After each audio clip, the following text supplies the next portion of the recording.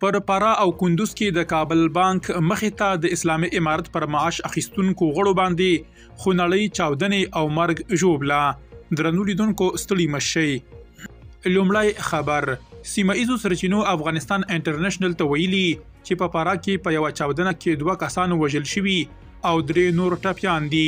سرچینې ډیروي چې چاودنه پرون مازیګر 4 بجې له شیخ ابو نصر فراهي بندر څخه 10 کیلومتره لري په غرغري سیمه کې شوې ده.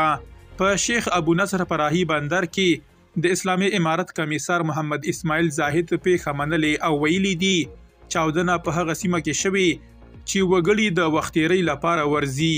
د هغه په وینا په دې چاودنه کې 2 کسان وژل شوي او 3 نور ټپیان دي.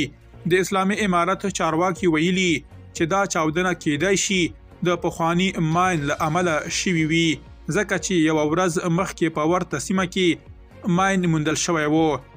د وژل شوو او ټپیانو د پیژند په اړه جزئیات لا تر اوسه ناڅرګند دي او دا هم روښانه نه ده چې آیا ماین نوی ځای پر ځای شوی و او که له ډېرې مودې راهیسې په سیمه کې و.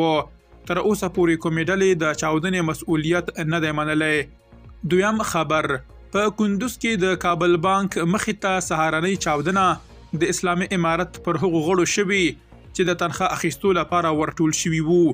د لومړنیو معلوماتو له مخې د پیښې له ځایه 4 جسدونه او 15 ټپیان روغتون ته وړل شوي دي. لا هم د چاودنې بڼې او څرنګوالي په اړه څه نه دي ویل شوي. د نورو جزئیاتو لپاره له موږ سره اوسئ. درنو لیدونکو له مالتیا مو مننه.